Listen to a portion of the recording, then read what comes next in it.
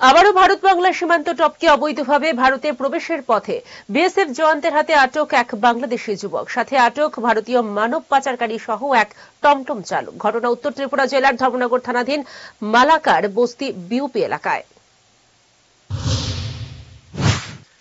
সোমবার রাতে কোনো এক সময় এক বাংলাদেশি যুবক অবৈধভাবে ভারত বাংলাদেশ সীমান্ত টপকে ভারতের মাটিতে প্রবেশের সময় কর্তব্যরত বিএসএফ জওয়ানদের নজরে পড়ে।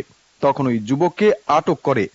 তখন তার সাথে থাকা ভারতীয় মানব পাচারকারী সহ এক টমটম চালককেও আটক করে বিএসএফ। পরে বিএসএফ জওয়ানদের সকল আইনি প্রক্রিয়া শেষে মঙ্গলবার দুপুরে ধৃতদের ধর্মনগর থানার পুলিশের হাতে হস্তান্তর করা হয়।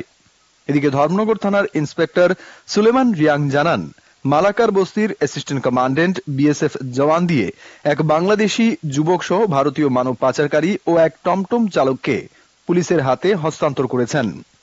এই ঘটনায় ধৃতরা হল সুমন শেখ, বাড়ি বাংলাদেশের ময়মনসিংহ এলাকায়, এবং ভারতীয় মানব পাচারকারী ইসলাম উদ্দিন ও রজল মিয়া, উভয়ের বাড়ি ধর্মনগর থানাধীন পশ্চিম চন্দ্রপুর গ্রামের ৩ নম্বর ওয়ার্ড এলাকায়।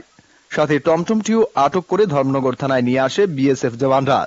অপরদিকে বাংলাদেশি যুবককে তল্লাশি চালিয়ে তার কাছ থেকে মোট 22,500 বাংলাদেশি টাকা উদ্ধার করা হয়।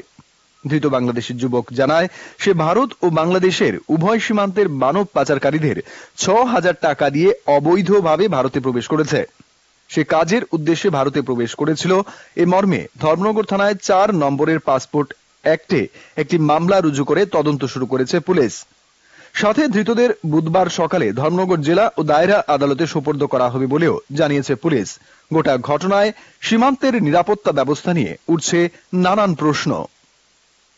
Bureau report, headlines, Tripura national.